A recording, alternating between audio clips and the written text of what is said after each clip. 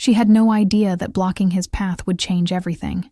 Emma Morrison, a dedicated nurse rushing to her night shift, found her small sedan trapped by a sleek black SUV in the hospital parking garage.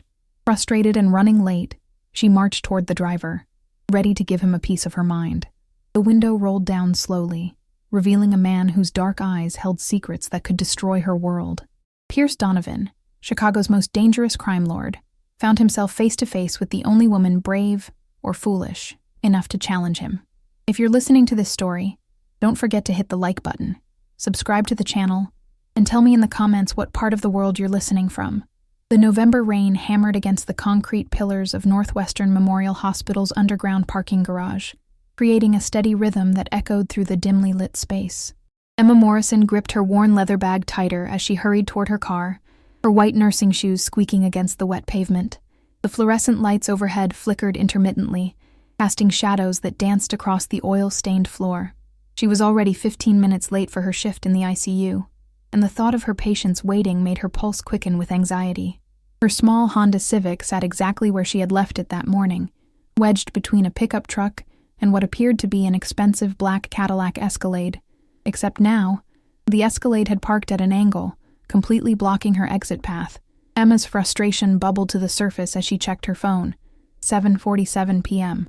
Her shift started at 8, and traffic through Chicago's downtown streets was notoriously unpredictable at this hour. "You have got to be kidding me," she muttered, scanning the garage for any sign of the Escalade's owner. The vehicle sat there like a monument to arrogance, its tinted windows revealing nothing, its engine silent. Rain dripped steadily from the ceiling's structural cracks, forming small puddles that reflected the amber parking lights in distorted patterns. Emma approached the driver's side window, her reflection staring back at her from the dark glass. Shoulder-length auburn hair pulled into a practical ponytail, green eyes bright with irritation, her scrubs slightly wrinkled from a long day of pre-shift errands. She knocked firmly on the window, then harder when no response came. "Excuse me. Hello? You're blocking my car." The silence that followed felt deliberate, almost mocking. Emma glanced at her watch again. Every minute counted. Mrs. Patterson in room 304 needed her medication adjusted, and the new intern covering her floor didn't know the patient's complicated history. She knocked again, this time with the side of her fist, the sound echoing sharply through the concrete chamber. The window descended slowly, mechanically, revealing the interior inch by inch. First, she saw the hand, masculine, adorned with a simple platinum watch that probably cost more than her monthly rent. Then the arm, covered in a charcoal suit jacket that fit with the precision of custom tailoring. Finally, the face emerged from shadow into the parking garage's harsh light. Pierce Donovan was not conventionally handsome in the way of magazine models or television actors. His features were too sharp, too knowing, carved from years of making impossible decisions and living with their consequences. Dark hair, professionally styled but slightly disheveled, framed a face that might have been 35 or 45, the kind of ageless quality that came from stress and power in equal measure. His eyes, nearly black in the dim light, assessed her with an intensity that made Emma's prepared speech evaporate from her tongue. "You're blocking my car," she managed, her voice steadier than she felt. Something about this man triggered every instinctual alarm her body possessed, yet she couldn't look away from those penetrating eyes. Pierce regarded her for a long moment, as if she were a complex equation requiring calculation. His expression remained neutral, unreadable. In the passenger seat, she noticed another man, broader, with the build of someone whose profession involved physical intimidation. He shifted slightly, his hand moving toward something inside his jacket. "Marco," Pierce said quietly, his voice carrying authority that needed no volume. The other man's hand stilled immediately. Pierce returned his attention to Emma, and for a fleeting second, something like amusement flickered across his features. "You're a nurse." It wasn't a question. His gaze had taken in her scrubs, her hospital ID badge clipped to her pocket, the exhaustion written in the fine lines around her eyes.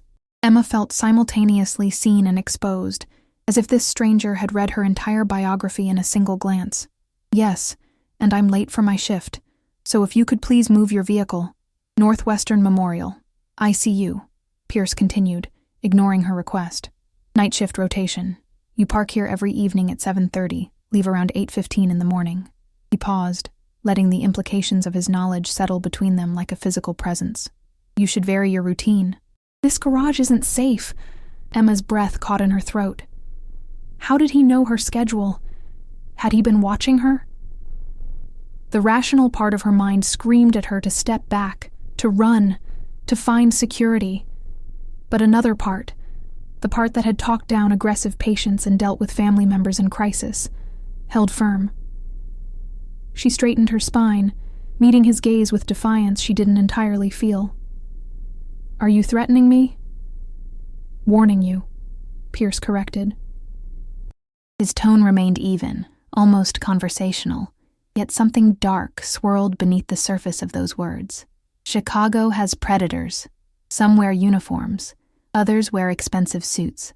The smart prey learns to recognize both. The rain intensified, drumming harder against metal and concrete. Water began streaming through a crack directly above them, creating a curtain of droplets between Emma and the Escalade. Through this liquid barrier, Pierce's face appeared distorted, otherworldly. Emma shivered, though the garage wasn't particularly cold. I can take care of myself, she said, hating how hollow the words sounded even to her own ears. Now please, move your car. Pierce studied her for another heartbeat, then two. Whatever calculation he was performing behind those dark eyes reached its conclusion. He nodded once, a gesture so slight she might have imagined it. Marco, move the vehicle. The broad man in the passenger seat looked startled, as if his boss had just suggested something unprecedented. Boss, the meeting. We'll wait 5 minutes. Pierce's eyes never left Emma's face. The nurse has patience. Marco exited the Escalade with clear reluctance, walking around to the driver's side with the cautious gait of someone accustomed to checking his surroundings. Pierce stepped out into the rain, and Emma's breath caught again. He stood at least 6'2", his frame lean but powerful beneath that impeccable suit. Rain immediately began soaking his jacket, darkening the charcoal fabric, but he seemed indifferent to the downpour. You didn't have to get out, Emma said, suddenly aware of how close they stood. The parking garage's ambient noise, dripping water, distant traffic, the hum of ventilation systems, seemed to fade into background static. I know. Pierce reached into his jacket pocket, and Emma's muscles tensed instinctively. But he only produced a business card, extending it toward her with 2 fingers. The card was simple, expensive cardstock with nothing but a name, Pierce Donovan, and a phone number embossed in silver. No company name, no title, no address. Your car makes a clicking sound when you start it. The alternator's failing. There's a mechanic on South Wells Street, Angelo's Auto. Tell him I sent you. Emma took the card reflexively, her fingers brushing his for a fraction of a second. His skin was surprisingly warm despite the cold rain. I don't understand. Why would you? The world has enough chaos, Miss Morrison. He said her name as if he'd always known it, as if her entire existence had been filed away in whatever mental database he maintained. Sometimes, small acts of order matter more than grand gestures. Behind them, Marco had repositioned the Escalade, clearing Emma's exit path. The engine idled with a low, powerful purr that spoke of extensive modifications beneath the hood.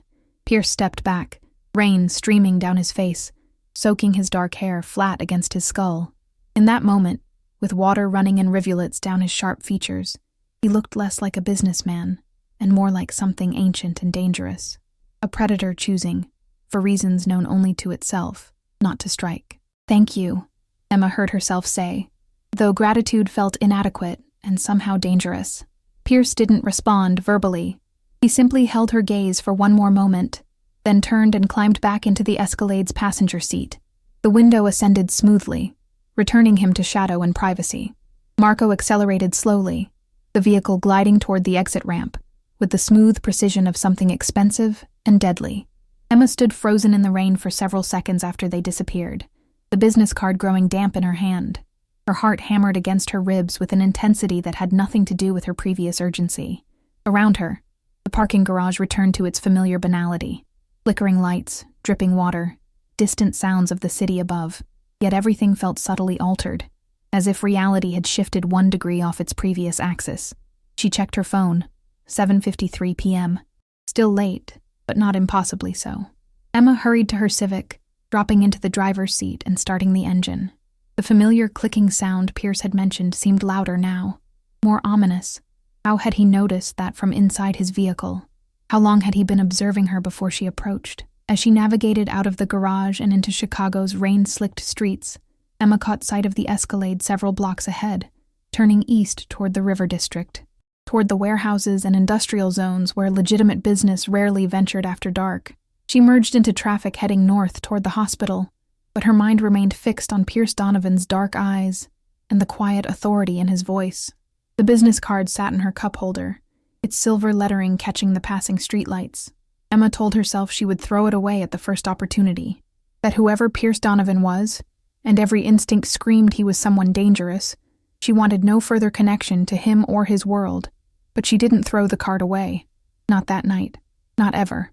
Instead, she slipped it into her wallet before entering the hospital, tucked behind her driver's license where it would stay hidden, forgotten, waiting.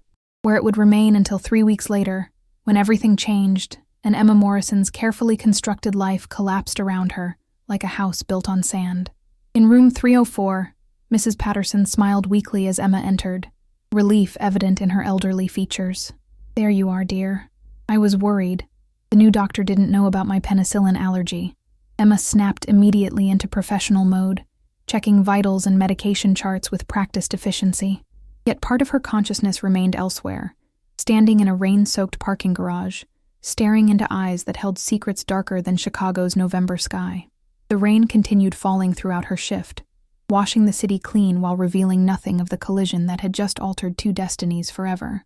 In the streets below, Pierce Donovan's Escalade navigated toward a meeting where blood would be discussed in clinical terms, where decisions would be made that would ripple through Chicago's underworld like earthquakes.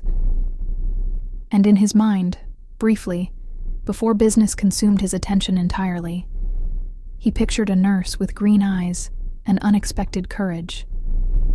Neither of them understood yet what had truly happened in that garage. Neither recognized the moment when their lives had become inevitably, dangerously intertwined. That recognition would come later, purchased with pain and revelation. For now, they existed in the brief, fragile space between first meeting and consequence, where possibility still felt infinite and the future remained unwritten. The rain would continue for 3 more days, flooding basements and washing debris into Lake Michigan. And in its wake, the pieces would begin moving toward their inevitable collision. 3 days after their encounter, Emma's Civic died completely in the hospital parking lot. The clicking sound had progressed to a grinding whine, then finally to complete silence as she turned the key at 6:30 in the morning. Exhausted from a double shift covering for a colleague with the flu, Emma rested her forehead against the steering wheel and fought the urge to cry. Her checking account held $237 until next Friday's paycheck, and that needed to cover groceries, utilities, and the minimum payment on her student loans. She sat there for 10 minutes, watching other cars exit the garage while hers remained stubbornly dead. Finally, with reluctance that felt almost physical, Emma retrieved Pierce Donovan's business card from her wallet. In the morning light streaming through her windshield, the embossed lettering seemed to shimmer with implicit promises and threats. Angelo's Auto on South Wells Street. The name felt familiar in a way she couldn't place, as if she'd driven past it 100 times without really seeing it. Emma pulled out her phone and searched the address. The shop sat in a transitional neighborhood between Pilsen and Chinatown, the kind of area where gentrification fought daily battles with working-class authenticity. She called a rideshare, then arranged for a tow truck, each transaction nibbling away at her meager finances. The driver who picked her up was a middle-aged Guatemalan woman who chatted pleasantly about her daughter's upcoming quinceañera while navigating through morning traffic. Emma barely heard the conversation, her mind cycling through worst-case scenarios. What would a new alternator cost? $500? $800? Money she simply didn't have. Angelo's Auto occupied a corner lot beneath the elevated Green Line tracks. The building was old brick, probably dating to the 1950s, with large industrial windows that had been painted over decades ago. A faded sign hung above the main entrance, its colors bleeding together from sun exposure and pollution. The lot held perhaps a dozen vehicles in various states of repair, everything from vintage Chevrolets to modern luxury sedans that seemed wildly out of place in this blue-collar setting. Emma paid her driver and approached the main entrance, a human-sized door built into a larger roll-up garage bay. Inside, the smell of motor oil and metal shavings hung thick in the air. 3 hydraulic lifts held vehicles at various heights, their undercarriages exposed like automotive autopsies. Fluorescent lights hummed overhead, struggling against the gloom. A radio somewhere played classic rock, Led Zeppelin, if Emma's limited musical knowledge was accurate. "Help you?" The voice came from beneath a lifted Toyota, where a pair of legs and grease-stained coveralls protruded.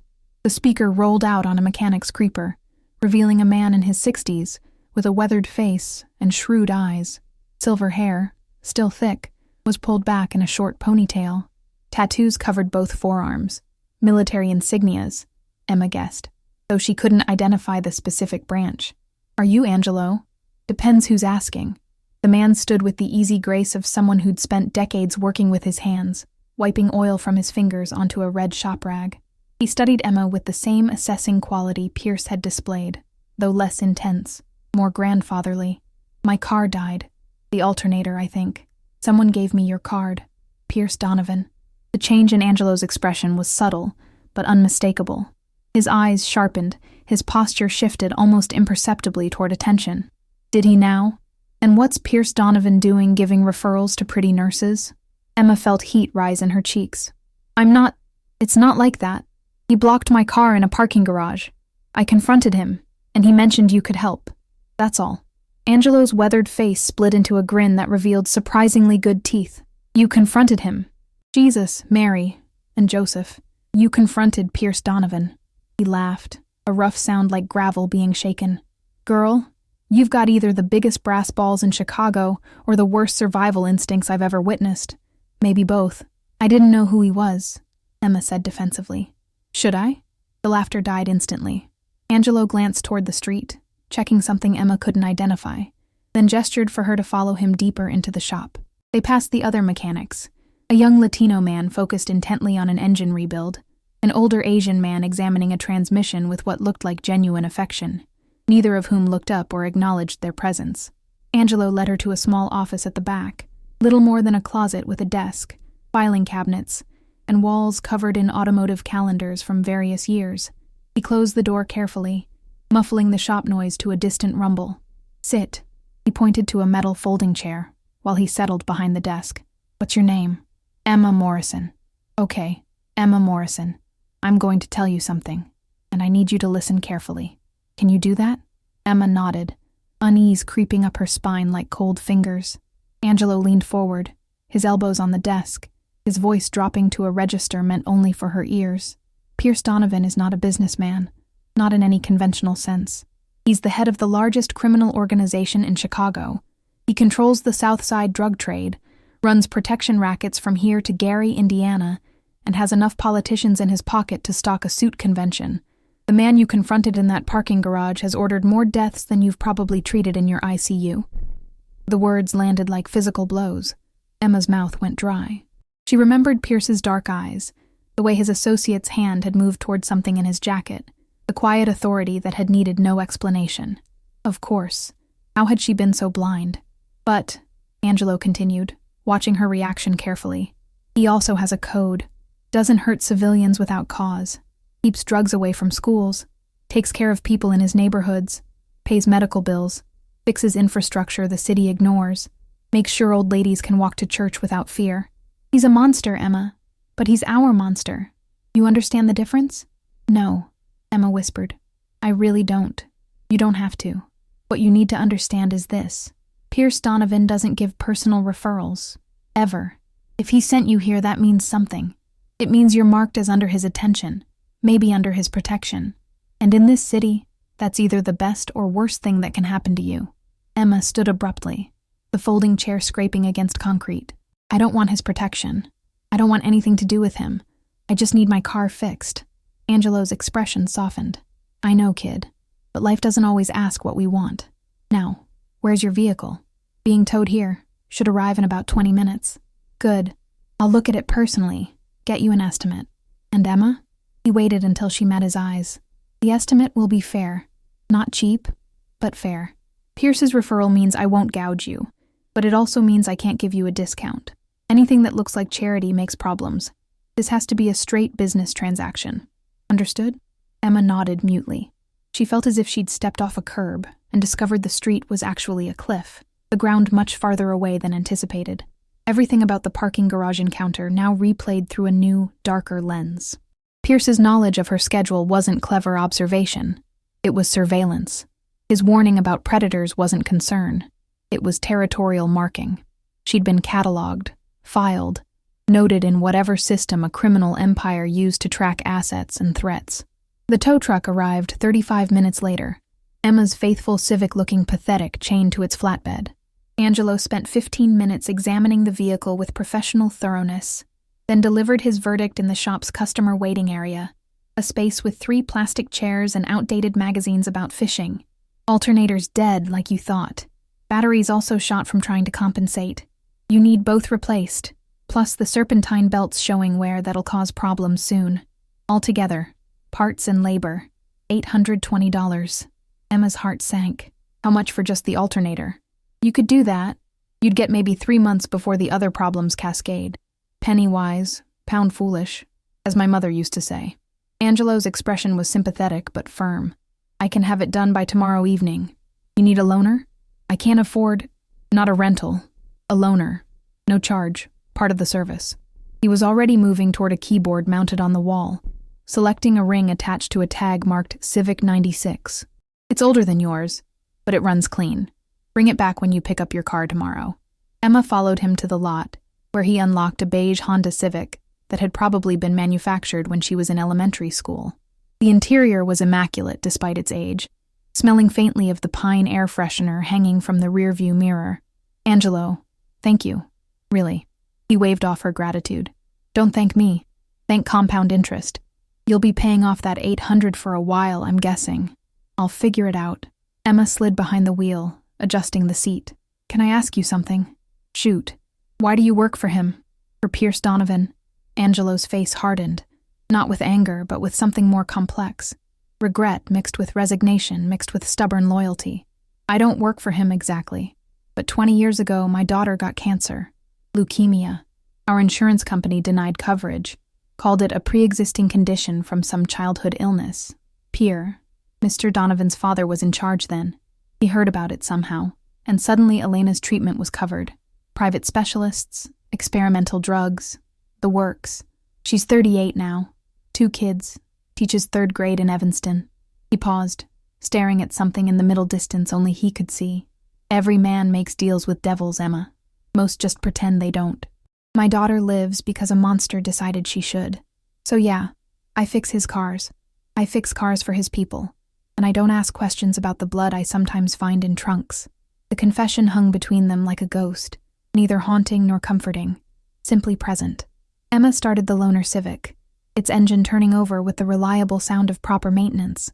She wanted to argue, to insist that accepting help from criminals made Angelo complicit, but her mouth stayed closed because she was driving his loaner car, benefiting from his fair estimate, and who was she to judge anyone's devil? That evening, after sleeping poorly and picking up an extra shift to earn emergency money, Emma entered Northwestern Memorial through the staff entrance and nearly collided with Dr. Sarah Chen, the ER's head attending physician. Sarah grabbed her arm to steady them both, her expression shifting from surprise to concern. Em, you look terrible. Are you sleeping? Car trouble. It's handled. Sarah studied her with the diagnostic eye that made her an exceptional physician. Bull, what's really going on? They'd been friends since Emma's first day at Northwestern, brought together by mutual exhaustion and dark humor about hospital administration. Sarah was one of the few people Emma trusted with unfiltered truth. Almost on instinct, she found herself explaining the parking garage encounter, Pierce Donovan, Angelo's revelations, all of it spilling out in the staff locker room while they changed into scrubs. Sarah's reaction was immediate and visceral. Emma, no. Absolutely not. You stay as far away from Pierce Donovan as humanly possible. I am. I didn't ask for any of this. Doesn't matter. I grew up on the south side, 3 blocks from where the Donovans ran their first operations. My older brother... Sarah stopped abruptly, her jaw tightening. That family destroys everything they touch. Promise me you'll forget this happened. I'm trying to, but forgetting proved impossible. That night, working her ICU rotation, Emma found herself watching the parking garage through the break room window during her midnight lunch. The rain had returned, lighter than before but persistent, turning the garage's amber lights into blurred halos. She thought she saw a black Escalade on the 3rd level, though distance and darkness made certainty impossible. Mrs. Patterson's condition had worsened. She was slipping into septic shock, her elderly body failing to fight an infection that younger immune systems would handle easily. Emma spent 3 hours that night holding the woman's hand, adjusting medications, consulting with the on-call intensivist. Around 4 a.m, Mrs.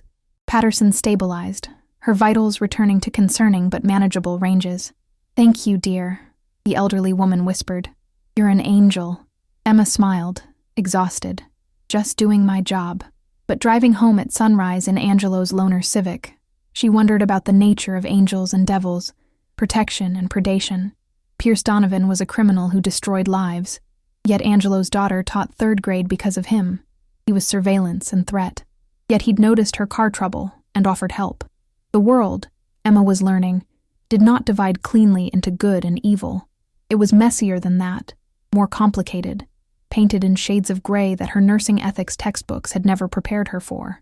In her wallet, behind her license, Pierce Donovan's business card remained. A totem, a warning, a connection she couldn't quite sever. Tomorrow, she would pick up her repaired Civic, pay Angelo $820 she couldn't afford, return the loaner, resume her normal life, and the parking garage encounter would fade into memory, becoming just another strange Chicago story to share over drinks. That was the plan. That was what Emma told herself as she drove through the city's awakening streets, past closed storefronts and early morning delivery trucks. That was the comfortable lie she constructed to protect herself from the truth she already knew, but refused to acknowledge. Nothing was going back to normal. Normal had ended 3 days ago when she'd knocked on a tinted window. Everything since had been falling, gravity taking hold, the ground approaching fast. The collision was coming. She just didn't know it yet. Emma's life maintained its illusion of normalcy for exactly 19 days. She picked up her repaired Civic from Angelo's shop, paid via a credit card she'd promised herself was only for emergencies, and tried to forget Pierce Donovan existed. The business card remained in her wallet, but she didn't look at it. The memory of his dark eyes and quiet authority lingered in her thoughts, but she pushed it down, buried it beneath the relentless demands of 12-hour shifts and medical education podcasts during her commute. Then her brother called. Emma was restocking medication carts on a Tuesday afternoon, her rare day shift due to holiday schedule rotations, when her phone buzzed with the contact she'd almost blocked a dozen times. Danny flashed across the screen, accompanied by a photo from years ago when he still looked healthy, before drugs had hollowed out his face and stolen the light from his eyes. She almost didn't answer, but Danny was still her little brother, still the kid who'd held her hand during their mother's funeral, still the person she'd promised Mom she'd protect. So she stepped into the supply closet for privacy and accepted the call. I messed up." His voice was ragged, panicked in a way that made her stomach clench. "I need help. Please, I know I've said that before, but this time it's serious. They're going to kill me." "Danny, slow down. Who's going to kill you?" "These guys I owe money to. I thought I could make it back playing poker, but..." His words tumbled over themselves, incoherent with fear. "It's 30,000, Em. 30,000. And they gave me until Friday. If I don't pay..." Emma leaned against the supply closet shelving, metal digging into her spine. $30,000. The number was absurd, impossible. She made $48,000 a year before taxes. Her savings account held $1,100. The credit card she'd used for her car repair had maybe $3,000 left on its limit before maxing out. "Danny, I don't have that kind of money. You know I don't." I know. But maybe you could borrow it. From the hospital credit union. Or there's those payday loan places. Those places are predatory. The interest would destroy me financially for years." Emma closed her eyes, fighting exhaustion and frustration in equal measure. "Danny, you need to go to the police." "The police?" His laugh was high-pitched, edging toward hysteria. "These aren't the kind of people you go to the police about. They own cops, Em. I go to the station. I'm dead before I reach the parking lot. Then what do you want me to do? I can't conjure $30,000 out of thin air." Silence stretched across the line. When Danny spoke again, his voice had changed. Smaller, ashamed, desperate. "I heard you know someone. Someone connected." Emma's blood turned to ice water. "What?" "My roommate's cousin works at a chop shop in Bridgeport. He heard about some nurse at Northwestern who got referral to Angelo's. Said Angelo only takes civilian clients on direct referral from Pierce Donovan. Danny's words came faster now, hope and desperation blending into something toxic. That's you, isn't it? You know him. You could ask him for help. Maybe work out alone or… Danny, no, absolutely not. Em, please, I'm your brother. Which is exactly why I can't ask a mob boss for money on your behalf. Emma's voice rose despite her intention to stay calm. Do you understand what you're suggesting? That I put myself in debt to a criminal organization? That I become owned by these people? Just talk to him. That's all I'm asking. Just… Emma ended the call. Her hands shook as she silenced her phone completely, shoving it into her scrubs pocket.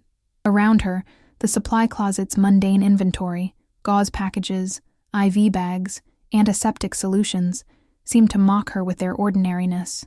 In what universe did she have connections to mob bosses? In what reality had her graduate degree and dedication to helping people led to this moment? She returned to work, moving through her shift with mechanical precision while her mind raced through impossible scenarios. Danny would figure something out. He always did, usually by finding another temporary fix that made problems worse. This wasn't her responsibility. She'd bailed him out of smaller troubles over the years, covering rent, paying legal fees for possession charges, but $30,000 existed in a different category entirely.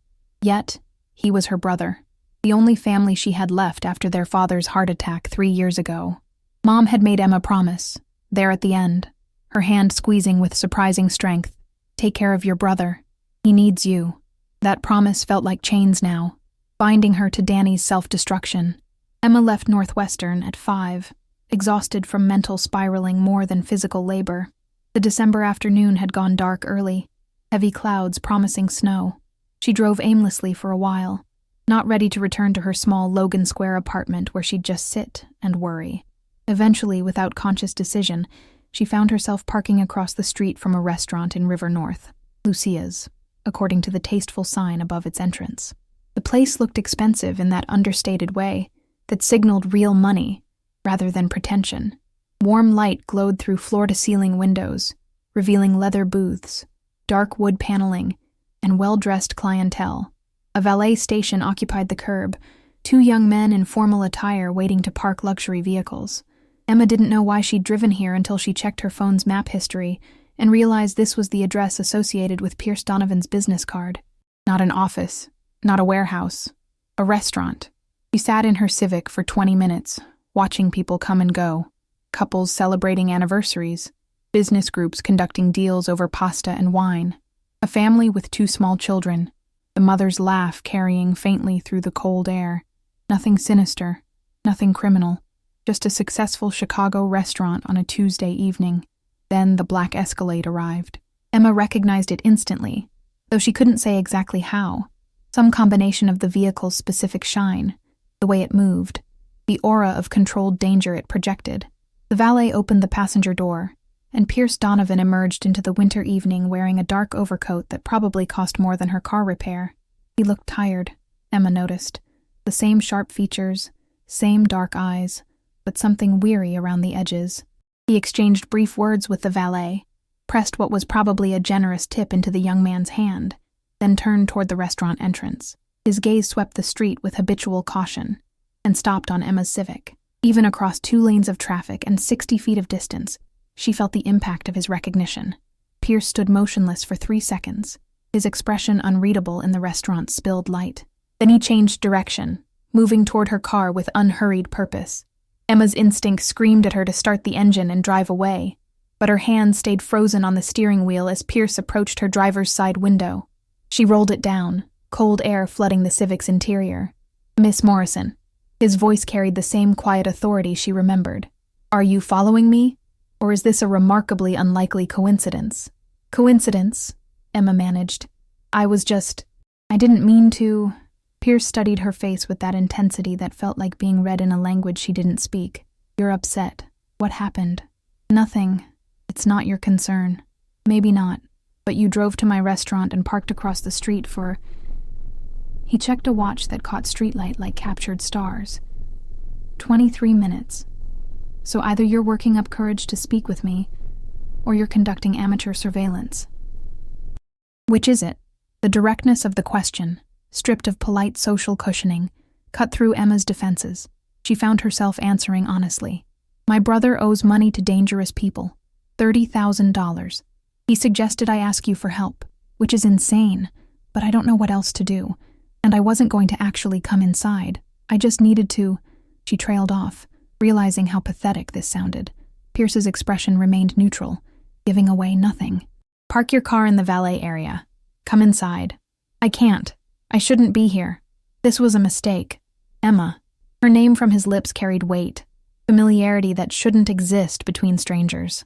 Your brother owes $30,000 to dangerous people. Those people operate in my city, which means this is very much my concern. Now park the car and come inside before you draw more attention sitting out here. He walked away without waiting for her response, disappearing into Lucia's as if confident she would follow. And despite every rational argument against it, Emma did. She pulled into the valet area, accepted the ticket from the same young man who'd greeted Pierce, and entered the restaurant with her heart hammering against her ribs. The interior matched its exterior promise, elegant without ostentation, warm without being cloying. A hostess greeted Emma with professional courtesy, and, after Emma mentioned Pierce's name, immediately led her through the main dining room to a private area in the back. Pierce sat in a corner booth that offered clear sight lines to all entrances. Marco, his broad associate from the parking garage, occupied a nearby table with another man Emma didn't recognize. Both watched her with the flat, assessing stares of people trained in violence. Sit, Pierce gestured to the opposite side of his booth. Have you eaten? I'm not hungry. That wasn't the question. He signaled a waiter, who materialized instantly. 2 of the bolognese, side of garlic bread, and bring her something warm to drink. She looks half frozen. I can order for myself, Emma protested weakly. You could, but you won't. You'll sit there being polite and miserable, not wanting to cost money or impose, and we'll have an uncomfortable conversation while you're distracted by hunger and cold. Pierce's tone remained conversational, almost kind. This way is more efficient. The waiter departed. Silence settled between them, but not uncomfortably. Pierce seemed content to wait, his attention split between Emma and his phone, which he checked occasionally with the practiced motion of someone managing multiple simultaneous operations. Why are you helping me? Emma finally asked. I haven't helped you yet. I don't know the situation. But you will. Help me, I mean. Won't you? Pierce set down his phone, giving her his full attention. In the restaurant's warm light, his features looked less threatening than in the parking garage, or perhaps she was just becoming accustomed to the intensity he projected. Explain the situation. All of it. Your brother's name, who he owes, how the debt occurred, everything you know. Emma talked. The words spilled out. Danny's progression from recreational drug use in high school to full addiction by his mid-20s, the failed rehab attempts, the broken promises, the small disasters she'd fixed over the years. This latest catastrophe involving a poker game that Danny insisted was rigged, debts to men whose names he wouldn't share, threats made explicit and terrifying. Pierce listened without interruption, his expression unchanging. The food arrived midway through her explanation. Rich, aromatic pasta that Emma's treacherous stomach responded to despite her anxiety. She ate mechanically while talking, barely tasting the food. When she finished, Pierce was silent for a long moment. Your brother's name is Daniel Morrison. He lives in a basement apartment in Pilsen, works sporadically as a line cook, has 3 prior arrests for possession. The poker game was at an unlicensed club in Englewood, run by associates of Terrence Shaw, who controls most of the South Side drug distribution that I don't. Emma's fork froze halfway to her mouth. How do you know all that? You mentioned your brother to Angelo. Angelo mentioned it to his nephew. His nephew works for me. I make it my business to know potential problems before they become actual problems. Pierce leaned forward slightly. Your brother was cheated, if that provides any comfort. Shaw's poker games are rigged. They identify desperate marks, let them win initially, then systematically drain them while dangling the possibility of winning back their losses. It's an effective debt creation system. That's horrible. It's business, predatory but not technically illegal, and Shaw will absolutely kill your brother if the debt isn't paid. He's done it before. The pasta turned to ash in Emma's mouth. She set down her fork, unable to continue eating. So what do? You do nothing. This isn't your problem to solve. He's my brother. He's an adult who made catastrophically poor decisions. You can't save people who are determined to destroy themselves, Emma. That's a lesson I learned young. Something flickered across Pierce's face. Old pain, carefully controlled. But you can prevent his immediate death, if that's what you choose. How? Pierce pulled out his phone, typed briefly, then set it aside. I'll pay Shaw the $30,000. Your brother's debt becomes my debt, which Shaw will accept because he's not suicidal enough to refuse me. Your brother lives. Problem solved. Relief flooded through Emma so powerfully she felt dizzy. Thank you. God, thank you. I'll pay you back every cent. It'll take time, but... Emma. Pierce's voice cut through her gratitude like a blade. I said your brother's debt becomes my debt, not yours. They'll pay me back one way or another. You remain uninvolved. I can't ask you to. You didn't ask. I'm choosing to make this investment because having a capable ICU nurse in my debt has potential utility. Consider it a long-term business arrangement. The words chilled her despite the restaurant's warmth. What does that mean? What do you want from me? Nothing right now? Maybe nothing ever. Or maybe someday I'll need a medical professional who can exercise discretion. Someone who understands that some questions don't get asked. Some injuries don't get reported. Pierce's eyes held hers, dark and unreadable. I'm not asking you to commit crimes. I'm not asking you to compromise your ethics in ways that harm innocence. I'm simply establishing that we understand each other. Emma should have refused. Every ethical guideline she'd ever learned screamed at her to stand up, walk out, let Danny face the consequences of his own actions. But her mouth shaped different words, powered by obligation and fear and the terrible, seductive relief of having an impossible problem solved. I understand. Good. Pierce returned his attention to his phone, as if they'd just concluded a mundane business transaction. Your brother will be notified tomorrow that his debt has been transferred. He should make himself scarce for a few days, while Shaw's people adjust to the new situation. After that, he'll receive instructions on his repayment schedule. What kind of repayment schedule? Not your concern. Eat your dinner. You look like you've lost weight. Emma mechanically finished her pasta, tasting nothing, her mind reeling. She'd just made a deal with a mobster, put herself in his debt, agreed to potential future compromises of her nursing ethics, and part of her, a part she hated but couldn't deny, felt grateful.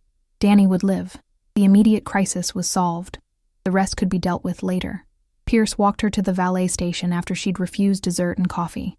Snow had begun falling, light flurries that caught the restaurant's exterior lighting like falling stars. Emma's Civic appeared, looking shabby next to the Maseratis and BMWs that dominated the valet queue. Drive carefully, Pierce said. The roads will be slick. Why did you really help me? Emma asked. Don't tell me it's about future utility. You could find a dozen nurses willing to look the other way for the right price. Pierce regarded her for a moment, snowflakes catching in his dark hair. When he spoke, his voice carried unexpected honesty. 3 weeks ago, a woman confronted me in a parking garage. She had no idea who I was, no concept of the danger she was in, but she stood her ground anyway because she had patients who needed her. That kind of courage is rare, worth preserving. He opened her car door, a gesture of courtesy that felt strange coming from someone who'd just bound her to a criminal arrangement. Emma slid behind the wheel, her hands shaking slightly as she gripped the steering wheel. This doesn't make us friends, she said. No, Pierce agreed. It makes us something far more complicated. Drive safely, Emma. He closed her door and stepped back as she pulled away from Lucia's, his figure receding in her rearview mirror until the falling snow obscured everything. Emma drove home through Chicago's accumulating snowfall, her mind cycling between relief and dread. She'd solved one problem by creating a larger one, saved her brother by compromising herself, made a deal with darkness to preserve light, and somewhere in the transaction, she'd crossed a threshold she could never step back over. The business card in her wallet no longer felt like a distant possibility. It felt like a prophecy fulfilled, a destiny she'd stumbled toward from the moment she'd knocked on a tinted window. She was in Pierce Donovan's world now, whether she wanted to be or not, and the truly terrifying part was how much relief she felt, how grateful she was to have someone capable of solving impossible problems, how seductive power became when it worked in your favor. Emma Morrison had always believed herself to be a good person, operating in a clear moral universe. That certainty ended on a snowy December evening over pasta and compromised ethics. What replaced it was far more complex, painted in shades of gray she was only beginning to understand. The snow continued falling throughout the night, blanketing Chicago in false purity, while deals made in darkness rippled outward, changing everything. The consequences of Emma's deal manifested with terrible swiftness. Danny called the next morning, his voice transformed from panic to euphoria, thanking her for saving his life while completely misunderstanding what that salvation would cost. Emma didn't correct him. She simply told him to follow Pierce's instructions and hung up before his gratitude could dig deeper into her guilt. For 2 weeks, nothing happened.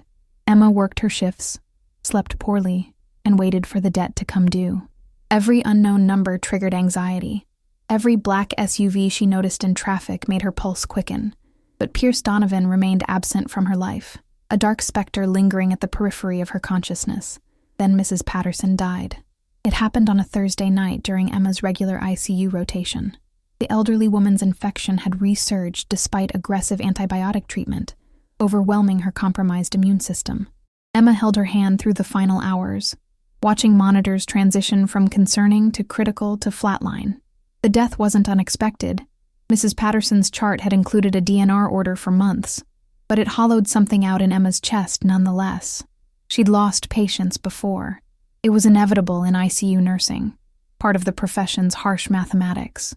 But Mrs. Patterson's death felt different, heavier, like a punctuation mark on Emma's transformation from innocent to complicit. The woman had called her an angel.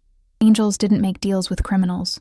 Emma was in the staff bathroom at 3 a.m, crying with the water running to cover the sound, when her phone buzzed with a text from an unknown number. Unknown.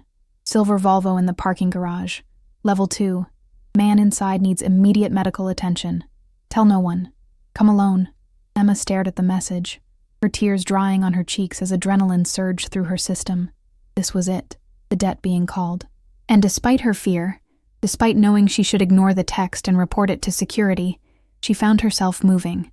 She washed her face, grabbed the emergency medical bag kept in her locker for off-site emergencies, and took the staff elevator to the parking garage. Level 2 was nearly empty at this hour, just a few scattered employee vehicles under flickering fluorescent lights. The silver Volvo sat in a corner spot, its engine off, windows darkly tinted. Emma approached slowly, medical bag clutched against her chest like a shield. She knocked on the driver's window.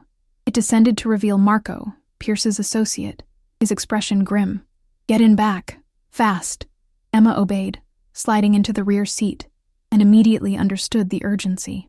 A man lay across the back seat, his expensive shirt soaked with blood. He was conscious, but pale, breathing in shallow gasps.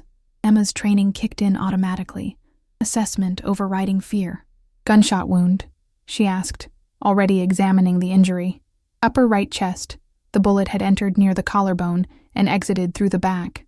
No arterial spray pattern, but significant blood loss. The man was going into shock." "Stabbing," Marco said tersely. "Went bad about 30 minutes ago." Emma unpacked her medical bag, pulling on gloves with practiced efficiency. "He needs a hospital. I can stabilize him, but without proper surgical intervention." "Hospital means police reports," Marco interrupted. "Police reports mean problems. Boss says you handle it." "I'm a nurse, not a surgeon. I can't." Emma stopped herself, looking at the injured man's face. He was young, maybe 30, with kind eyes that held fear and pain. He would die without intervention. She'd taken an oath to do no harm, to preserve life. The location and circumstances didn't change that fundamental obligation. "Fine," Emma said, "but not here. We need better light, space to work. Is there somewhere secure nearby?" Marco was already starting the engine. "Boss prepared for this. 10 minutes away." The Volvo navigated through Chicago's dark streets with careful speed, fast enough to minimize time, but not enough to attract police attention. Emma worked throughout the drive, applying pressure to slow bleeding, checking vitals, keeping the injured man conscious with questions about his name, Vincent, his family, wife and daughter, his favorite food, his mother's lasagna, personal details that kept him anchored to life. They stopped at a warehouse in an industrial area near the Chicago River.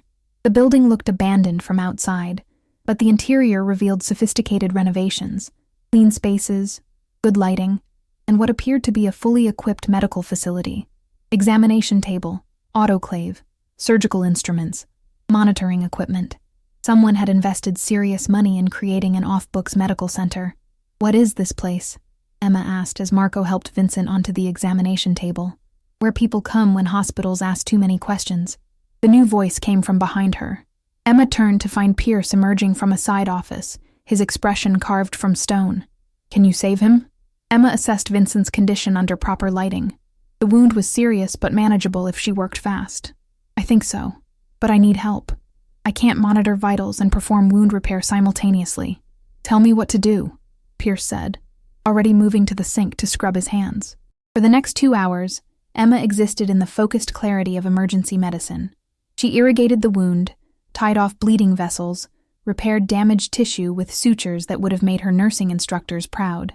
Pierce followed her instructions with surprising competence, monitoring heart rate and blood pressure, administering antibiotics she'd brought in her emergency bag, holding retractors when Emma needed both hands for delicate work.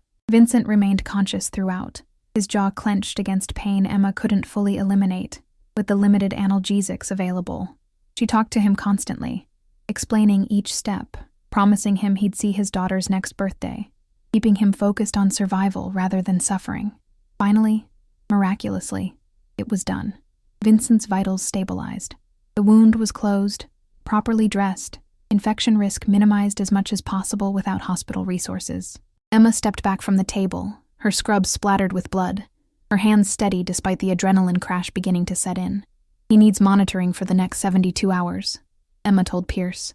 "Signs of infection, internal bleeding, complications I might have missed. Someone with medical training needs to check him every 4 hours minimum." "Already arranged," Pierce said. He looked at Vincent with something Emma might have called affection, if she'd believed mob bosses capable of such emotion. "You did good, Vincent. Stupid, but good." "Had to," Vincent managed through obvious pain. "That kid didn't deserve what they were planning. We'll discuss your heroism later. Right now, rest." Pierce turned to Marco. "Get him set up in the recovery room. Let Maria know he'll need overnight supervision." Marco and another man who'd appeared during the procedure carefully transferred Vincent to a wheeled gurney, moving him through a door into what Emma assumed was the recovery room Pierce had mentioned. She stood in the now quiet medical space, suddenly aware of her exhaustion and the magnitude of what she'd just done. "You're a natural," Pierce said. His voice had lost its commanding edge, replaced by something warmer, more genuine. "That kind of calm under pressure is rare. I just broke about a dozen laws," Emma replied flatly. "Practicing medicine without a license, failure to report a violent crime, aiding and abetting. You saved a man's life. Vincent is one of mine. He got stabbed protecting a teenager from a rape in progress. The attackers ran. Vincent could have gone to a hospital, but he called me instead because he trusts me to handle this without destroying his family's stability." Pierce moved closer, and Emma was too tired to step back. "You made that possible. You should feel proud, not guilty. Both can be true."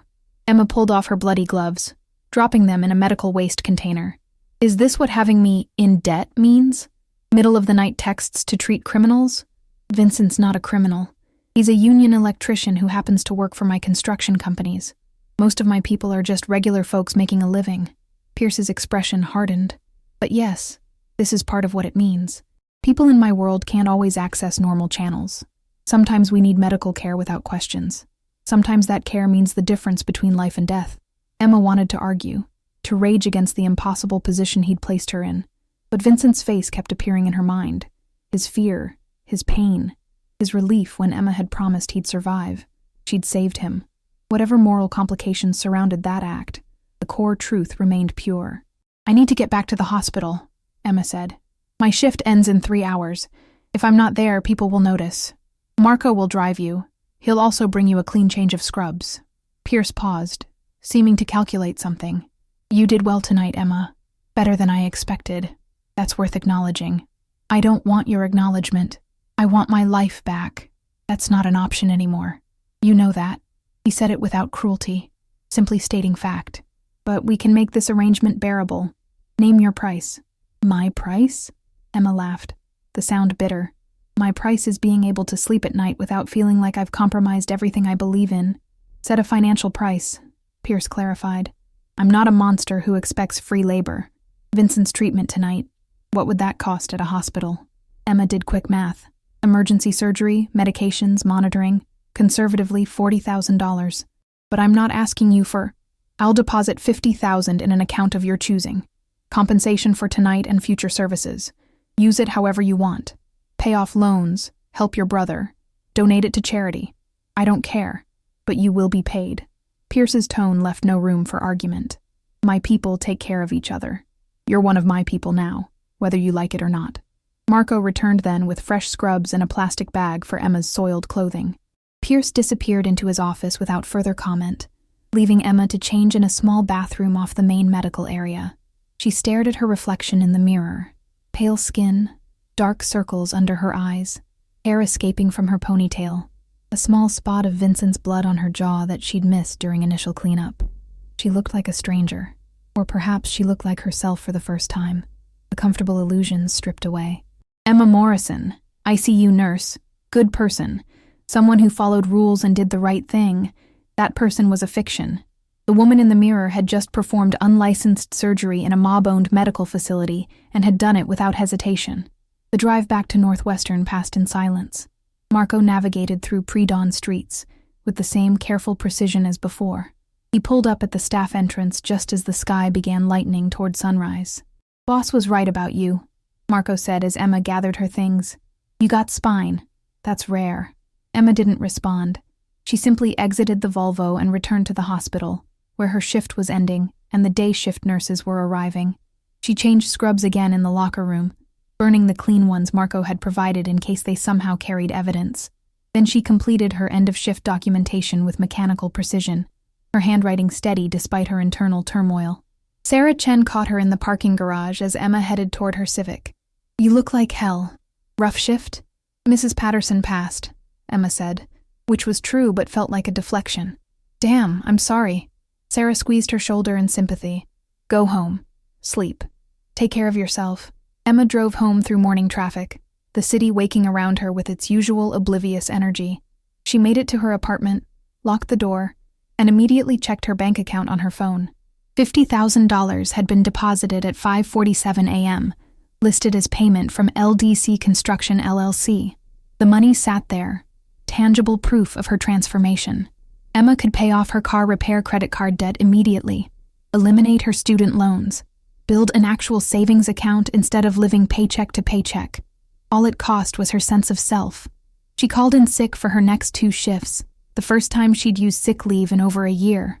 Then she crawled into bed and slept for 14 hours straight, dreamless and heavy, her body claiming the rest her mind couldn't achieve. When she woke, it was dark again, and her phone showed missed calls from Danny, from Sarah, from her nursing supervisor, and one text from Pierce. Vincent is recovering well. Thank you. Emma deleted the message. Then she opened her banking app and stared at the $50,000. She could return it, wire it back, refuse to be bought. Except Vincent had needed her, and she'd saved him. And didn't that have value? Wasn't medical expertise worth compensation regardless of circumstances? The rationalization felt thin even to her own mind. But Emma kept the money, because she was tired of struggling financially, because her student loan interest was drowning her, because refusing the money wouldn't undo what she'd done or restore who she'd been.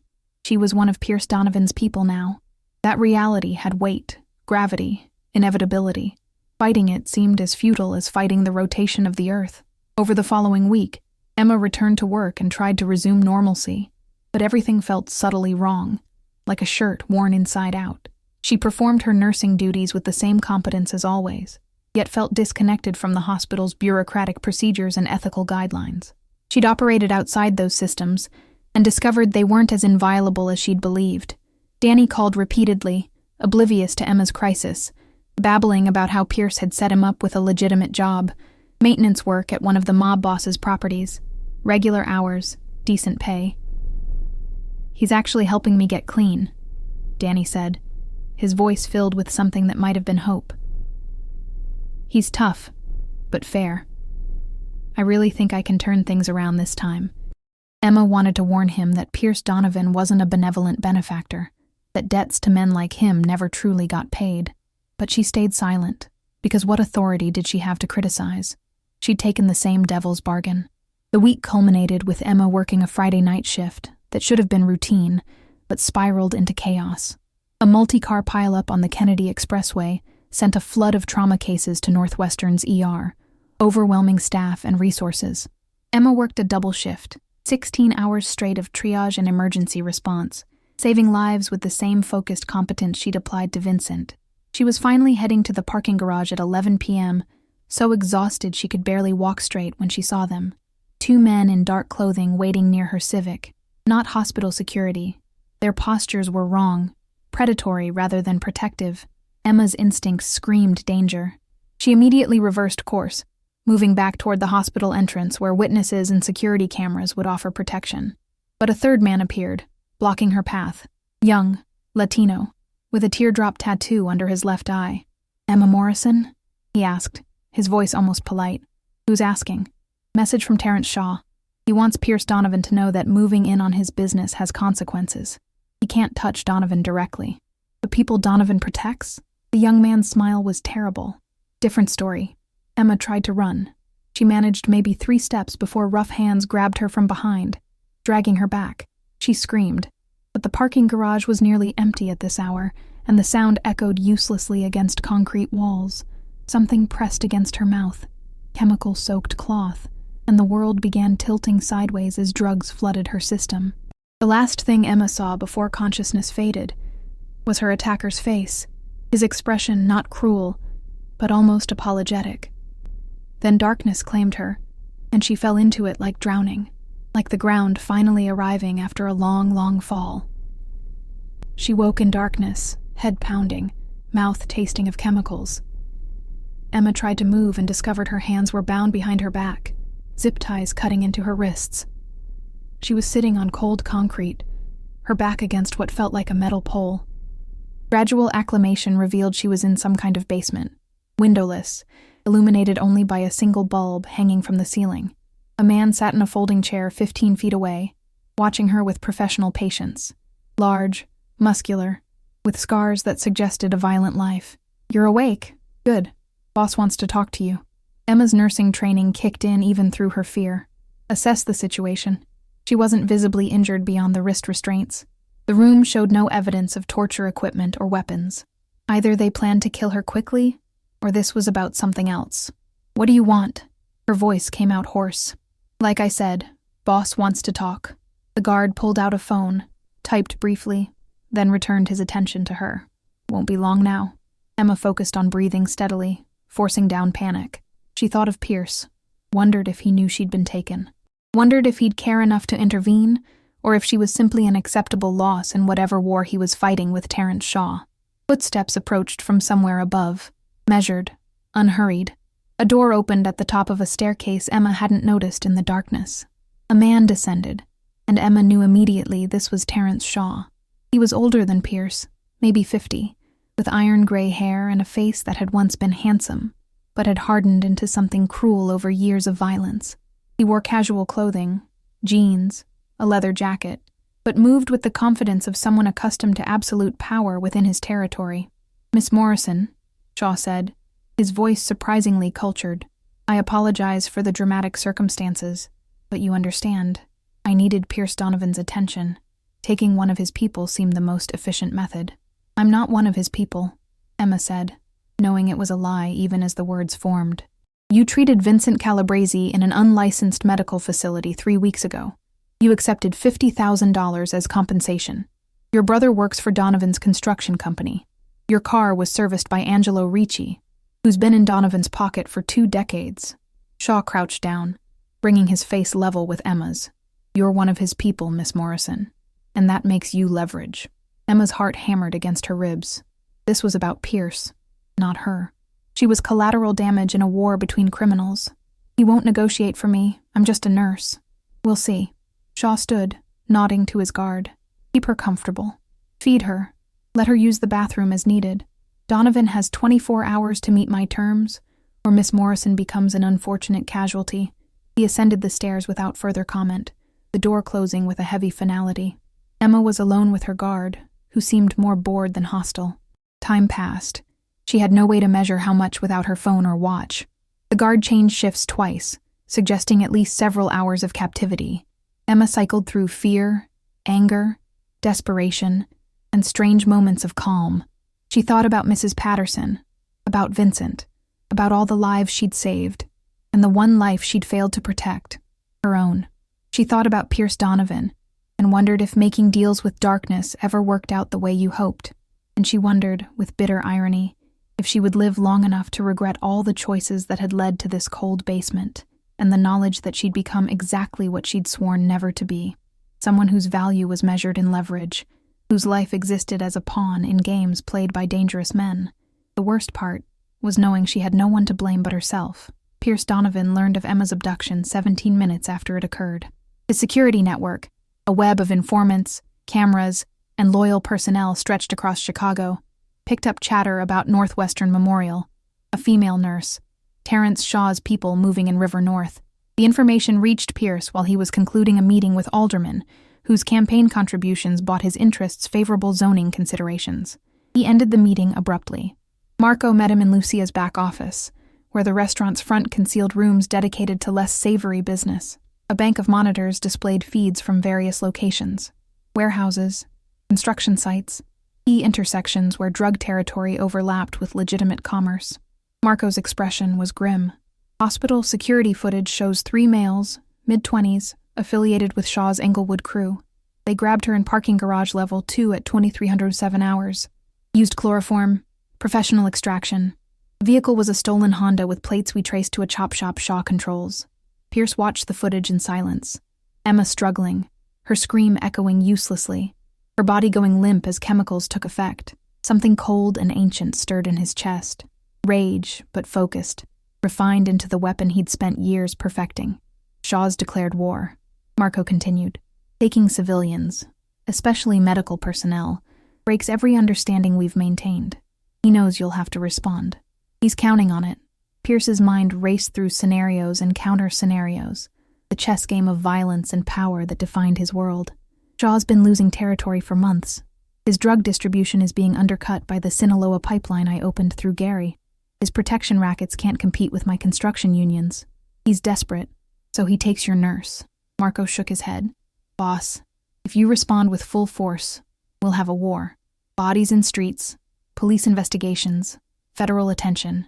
Everything we've built is meaningless if I allow one of my people to be taken without consequence. Pierce's voice was flat, absolute. Emma Morrison is under my protection. Shaw knows that. This is a test to see if my protection means anything, or if it's just empty reputation. Marco was silent for a moment. You care about her. It wasn't a question, but Pierce answered anyway. She's useful, skilled, brave in ways most people aren't. That makes her valuable. Boss, find her, Marco. Use every resource we have, and prepare the men. If Shaw wants war, we'll educate him on the difference between desperation and strategy. Over the next 6 hours, Pierce's organization moved with military precision. Informants throughout Shaw's territory were activated, surveillance intensified, pressure applied to anyone with potential information about a kidnapped nurse. Pierce himself made calls to contacts in Chicago PD, carefully worded inquiries about missing persons reports that might have been filed, or suspicious activity in Englewood and surrounding neighborhoods. The police had nothing. Emma's abduction had been too clean, too quick. Northwestern Security had filed an incident report, but without a clear suspect or evidence of violence beyond the parking garage struggle, it remained a low-priority case. Sarah Chen had called Emma's phone repeatedly, growing worried when her friend didn't answer, but hadn't yet escalated to filing an official missing persons report. Pierce did what law enforcement wouldn't. He leveraged fear. Associates of Shaw's organization suddenly found themselves facing problems. Shipments went missing. Police raids, tipped off anonymously, disrupted operations. Key lieutenants discovered their bank accounts had been mysteriously frozen. The message was clear: return Emma unharmed, or the destruction would escalate. Shaw's response came at dawn. A text message from an untraceable number containing a photo of Emma bound to a pole in what looked like a basement, alive but clearly terrified, and a list of demands. Territory concessions, profit sharing on Pierce's Gary pipeline, and public acknowledgement of Shaw as an equal player in Chicago's criminal landscape. Pierce studied the photo for a long time. Emma's face was pale but defiant, her green eyes holding fear, but not despair. She looked directly at the camera, as if trying to communicate something through sheer force of will. In that moment, Pierce felt something he'd trained himself not to feel: personal investment beyond strategic calculation. Marco, assemble the team. full tactical gear. We're going in. Boss, we still don't have a location. That photo could be anywhere in Englewood, could be a basement in any of 100. Then we narrow it down. Pierce opened a laptop, pulling up detailed maps of Shaw's known properties. Shaw's proud. He'll want proximity to his main operations so he can personally oversee this. That limits it to maybe 5 or 6 locations. We hit them simultaneously. That's a lot of noise. Police will respond. I'll handle the police. Pierce was already making calls, reaching out to the district commander whose daughter's cancer treatment Pierce's father had once funded, whose pension fund had benefited from strategic investments through Pierce's legitimate businesses, reminding the man that loyalties purchased with kindness ran deeper than official duties. By noon, Pierce had assembled 20 men, construction workers and mechanics and electricians who held day jobs but occasionally served other purposes. Armed with information and motivation, they fanned out across Englewood in 5 teams of 4, each targeting a Shaw-controlled property. Pierce led the team hitting a warehouse on South Halstead Street, a structure officially owned by a now-defunct manufacturing company, but functionally serving as Shaw's primary distribution hub. They entered through a maintenance door Marco had scouted earlier, moving through the space with practiced quiet. The warehouse was mostly empty. Concrete floors, metal shelving holding boxes of what Pierce suspected were stolen electronics. No obvious signs of human occupancy. But basements existed beneath these old buildings, spaces perfect for activities requiring privacy. They found the entrance behind a false wall in what had been the building's foreman's office, a steel door with an electronic lock.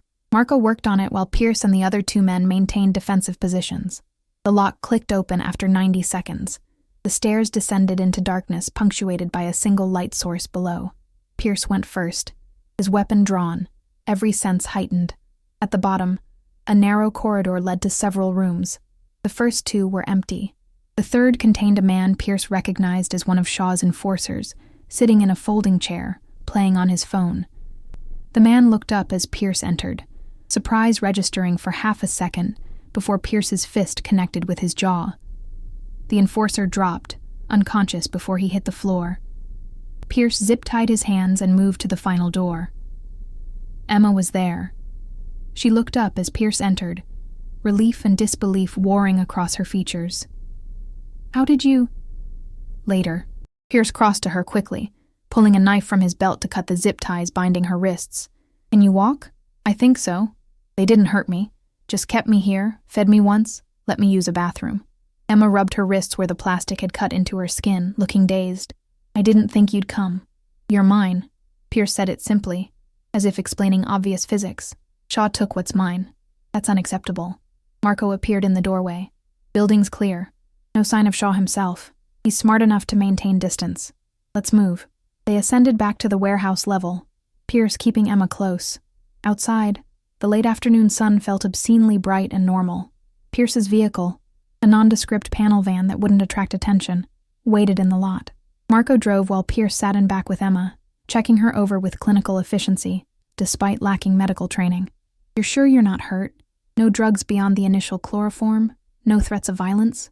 No. They treated me relatively well, actually. Guard brought me food, let me use the bathroom with privacy.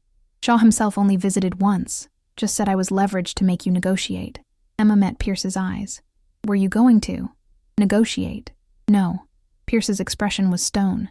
But I needed him to believe I might, to buy time to locate you. Emma absorbed this.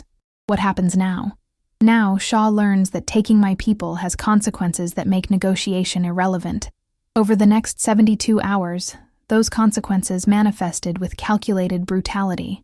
Shaw's remaining drug houses were systematically raided and burned. His enforcers found themselves arrested on outstanding warrants Pierce's legal team had meticulously researched. Key lieutenants received offers: work for Pierce, or face exposure of various criminal activities to their competitors and law enforcement alike. Most accepted the offers. Shaw himself vanished, reportedly fleeing to Milwaukee until the situation stabilized. He'd lost approximately 80% of his operational capacity in less than a week. The Englewood territory he'd controlled for 15 years was absorbed into Pierce's organization, its residents barely noticing the change in management. For Emma, those 3 days passed in a strange fugue state. Pierce insisted she stay at a secure location, a condominium in Streeterville that served as a safe house for his organization. It was surprisingly tasteful, appointed more like a boutique hotel than a criminal hideout. Emma had her own bedroom, bathroom, and access to a kitchen stocked with food she didn't have appetite to eat. Pierce visited daily, ostensibly to check on her recovery, but also, Emma suspected, because he was personally invested in her well-being in ways that transcended strategic value. They sat in the condo's living room during these visits, talking about nothing and everything: her nursing career, his unexpected path from studying business administration at Northwestern to running Chicago's most sophisticated criminal empire after his father's death. "I didn't choose this," Pierce said during one conversation, surprising Emma with his candor. "I was 23, finishing my MBA, planning to work in legitimate construction management. Then my father was killed in a territorial dispute, and suddenly I was responsible for 200 people whose livelihoods depended on our organization's continuation." "You could have walked away," Emma suggested. "Let someone else take over." "And condemn how many families to instability or violence from less scrupulous successors? The men who would have fought to replace my father were monsters, Emma. True sociopaths. At least I try to maintain some ethical boundaries." Pierce's expression was bleak. "I'm not defending my choices. I'm just explaining that sometimes circumstances narrow options to the point where no truly good choice exists." Emma understood that far better than she would have a month ago. "I hate that I saved Vincent. Not because I regret saving a life, but because doing it feels like I've compromised every principle I claim to hold sacred. Yet if I had to do it again, I would. That's what terrifies me most. That's not compromise. That's growth." Pierce leaned forward, his dark eyes intense. "The world isn't made of pure choices between good and evil. It's made of impossible situations where you choose the option that hurts the fewest people, preserves the most dignity, or simply allows survival. You're learning to operate in gray space. That's not corruption. It's maturity. You sound like you're trying to justify recruiting me into your organization." "I'm not recruiting you. You're already part of it. Have been since you drove to my restaurant and asked for help." Pierce stood, preparing to leave. "Rest. Recover. When you're ready, we'll discuss what comes next." But Emma didn't want to discuss what came next. She wanted to return to her life, her apartment, her identity as someone separate from this world. On the fourth day, against Pierce's advice, she left the safe house and returned to her Logan Square apartment. It felt smaller than she remembered, her possessions suddenly looking shabby and insufficient. Emma showered for the first time in her own bathroom, changed into her own clothes, tried to remember who she'd been before a parking garage encounter had changed everything. That person felt distant, almost fictional. She called Northwestern and took a leave of absence, citing family emergency. The nursing supervisor was understanding, approving 2 weeks with the option to extend if necessary. Emma knew she should feel grateful for the flexibility, but instead felt only hollowness. Danny called, having heard through Pierce's network about her kidnapping. I'm so sorry. This is my fault. If I hadn't gotten in debt, it's not your fault," Emma interrupted, meaning it. "This was about Pierce and Shaw. We were just chess pieces. Still, I'm working on paying back Pierce faster. He says I don't have to, that the debt's manageable as structured, but I want to clear it. Get free of all this." Emma almost laughed. Free. As if that was still an option for either of them. "Just focus on staying clean, Danny. That's what matters." After hanging up, Emma sat in her apartment as daylight faded to evening, staring at nothing. The $50,000 still sat in her bank account, untouched. Vincent had recovered fully from his stabbing, according to a brief text Pierce had sent. Shaw was in Milwaukee, his power broken. Emma was physically safe, financially stable, and should have felt grateful for Pierce's protection and intervention. Instead, she felt lost. The comfortable certainties she'd constructed her life around, work hard, help people, follow the rules, be good, had proven inadequate for the world she actually inhabited. That world required different skills, moral flexibility, strategic thinking, the ability to operate in gray space where ethics became negotiable and survival trumped principles. Emma had those skills, it turned out. She'd proven it with Vincent, with her composure during captivity, with her willingness to accept Pierce's protection and payment. What she didn't have was a way to integrate this new understanding with the person she'd believed herself to be. Her phone buzzed with a text from Pierce. "Dinner tomorrow at Lucia's? We should talk." Emma stared at the message for a long time before responding. Okay. Because running was pointless. Because Pierce was right. that she was already part of his world whether she wanted to be or not, because somewhere in the past month, Emma Morrison had died, or transformed, and whoever she was becoming needed to understand what that meant. The sun set over Chicago, the city's lights flickering to life like fallen stars, beautiful and cold. Emma watched from her window, seeing the familiar landscape with new eyes. This was Pierce's city, controlled through networks of loyalty and fear and pragmatic cooperation.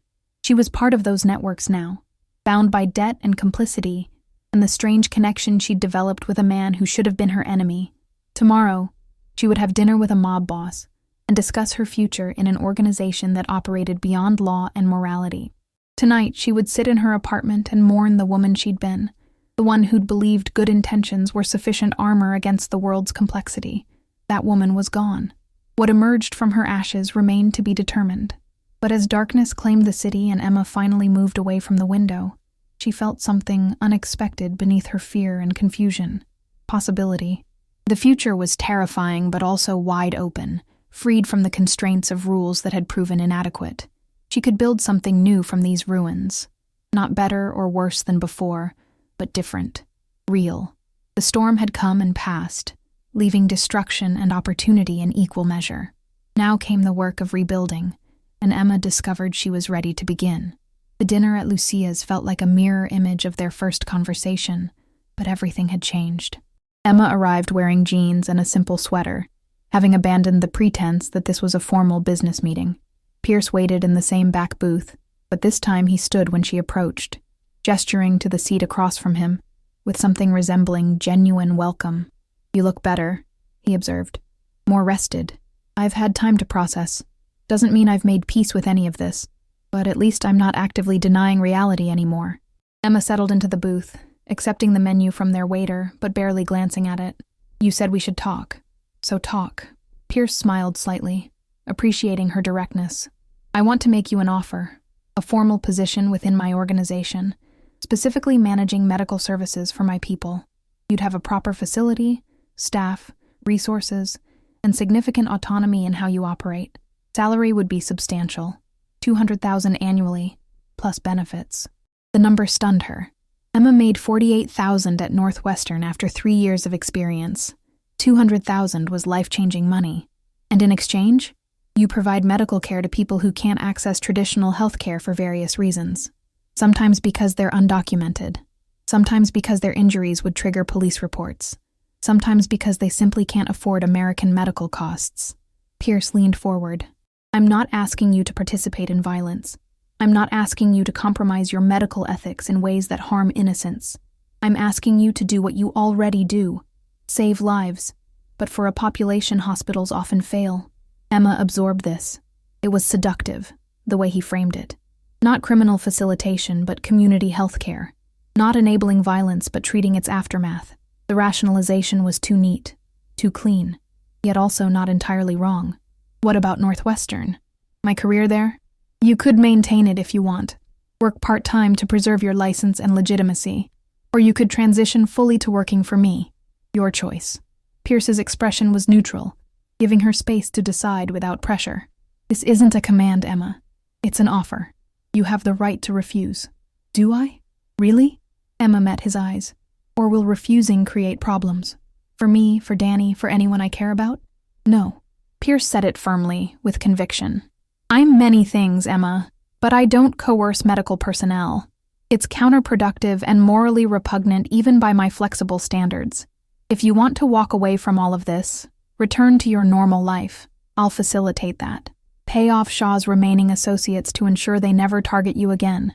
Maintain distant protection so you're safe, and otherwise leave you alone." Emma believed him, which was somehow more terrifying than if he'd been lying. It meant the choice was genuinely hers. She could return to Northwestern, resume her old life, pretend the past month had been an aberration, or she could step fully into this new reality and build something different. "Can I think about it?" "Of course. Take as long as you need." Pierce signaled the waiter, who brought them food Emma didn't remember ordering. Pasta again, rich and aromatic, accompanied by fresh bread and a salad with vinaigrette that tasted of lemon and herbs. They ate in comfortable silence for a while. Emma found herself studying Pierce with new perspective. seeing past the dangerous exterior to something more nuanced. He was a criminal, yes. He'd ordered violence, controlled illegal enterprises, corrupted public officials. But he also maintained codes, protected people, created stability in neighborhoods law enforcement had abandoned. The man was a complex equation that didn't resolve to simple good or evil. "Why me?" Emma finally asked. "You could find dozens of doctors or nurses willing to work for you with fewer complications. Why invest so much in someone who's resistant?" Pierce considered his answer carefully. "Because resistance matters. The people who come to me easily, who are eager to compromise ethics for money, those people can't be trusted with anything important. They'll betray me the moment a better offer appears.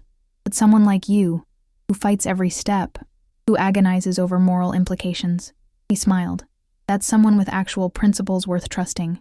You'll never do something terrible because it's convenient. You'll only compromise when the alternative is worse. That makes you invaluable." Emma understood with sudden clarity what Pierce was actually offering. Not just a job, but a framework for navigating impossible choices. A way to preserve her core identity.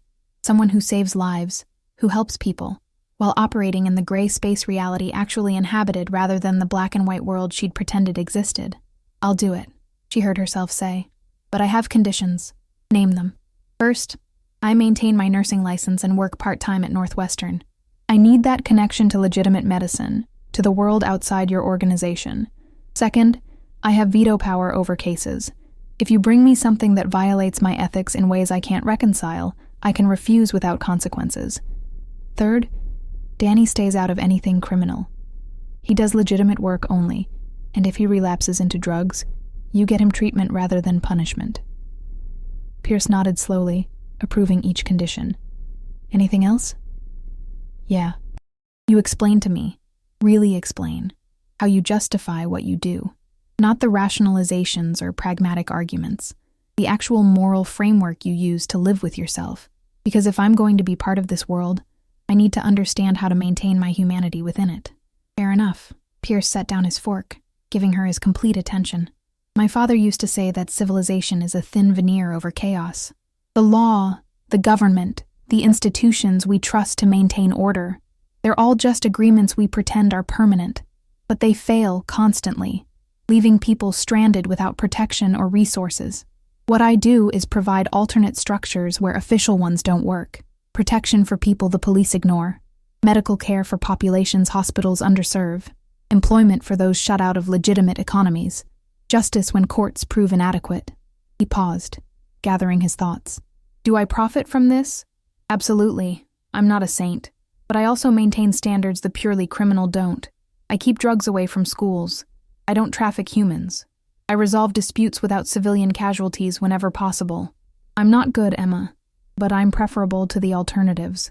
And in a fallen world, that's the best equation I can offer." Emma absorbed this philosophy, turning it over in her mind. It was flawed, self-serving, and probably inadequate as moral justification.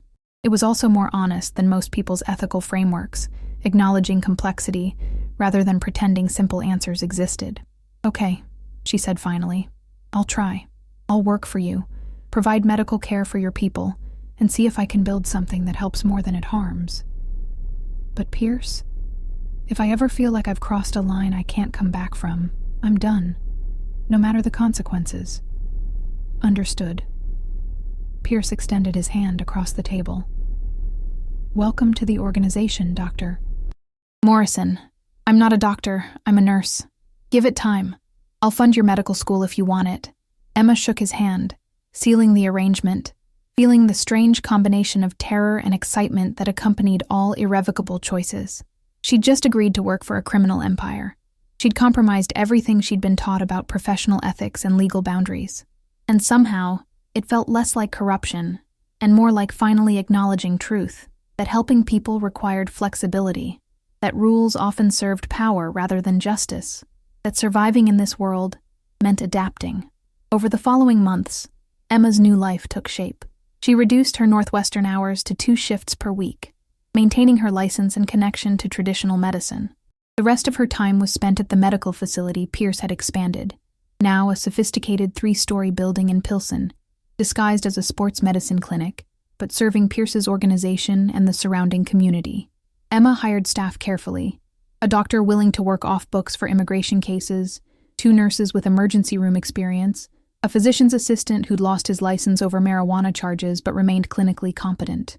They treated construction injuries and knife wounds, overdoses and pregnancy complications, everything that fell through the cracks of America's medical system. The work was exhausting and occasionally morally complex. Emma treated gunshot wounds without reporting them, provided addiction services without mandating law enforcement involvement, performed procedures that existed in legal gray areas. But she also delivered babies for undocumented mothers, treated diabetes in uninsured patients, saved lives that the traditional system would have abandoned. Danny thrived. The structure of legitimate employment, combined with regular drug testing, Pierce quietly mandated, kept him sober for the first time in years. He eventually moved into a better apartment, started talking about taking community college classes. Emma watched her brother's transformation with cautious hope, knowing relapse remained possible, but allowing herself to believe in his progress. Her friendship with Pierce evolved into something neither could quite categorize. They weren't romantic, both maintained clear professional boundaries there, but they weren't just colleagues either. Pierce became the person Emma called when facing impossible ethical decisions, someone who understood the complexity she navigated daily. Emma became Pierce's moral compass, the person who told him when his pragmatic calculations crossed into actual cruelty. Sarah Chen eventually learned the truth about Emma's new position. The revelation came during a late dinner at a Vietnamese restaurant in Uptown, Emma finally unable to maintain the fiction that she'd simply switched to private practice. Sarah's reaction was predictable: shock, anger, concern, and eventual reluctant understanding. "I can't condone this," Sarah said, "but I also can't claim I don't understand it. The system fails people constantly. What you're doing, it's probably helping more than it hurts. Just promise me you'll stay safe." "I promise to try." 8 months after the parking garage encounter, Emma treated her 100th patient at the Pilsen facility, an elderly Polish woman with a wound infection from amateur surgery performed because she couldn't afford hospital care. Emma cleaned the wound, administered antibiotics, explained wound care in simple terms, and charged nothing because the woman was on fixed income. When the treatment was finished, the woman squeezed Emma's hand with surprising strength. "Your blessing," she said in heavily accented English. "Angel in dark place." Mrs. Patterson had called Emma an angel too, back when everything seemed simpler. Now Emma understood what that really meant. Not moral purity, but the willingness to show up in darkness and offer light, however imperfect. Angels were complicated creatures in actual scripture, after all, terrifying and strange, operating on divine logic that didn't always align with human comfort. That evening, Emma drove through Chicago streets toward her new apartment, a better place in Lincoln Park that her increased salary had afforded. Rain was falling, light precipitation that made the city's lights blur and shimmer like reflections in moving water. The same rain that had fallen the night she'd first confronted Pierce Donovan in that parking garage. She thought about Mrs. Patterson dying despite Emma's best care. She thought about Vincent surviving because of it. She thought about Danny working an honest job and elderly Polish women getting medical treatment they couldn't otherwise access. She thought about the compromise and corruption that made all of it possible.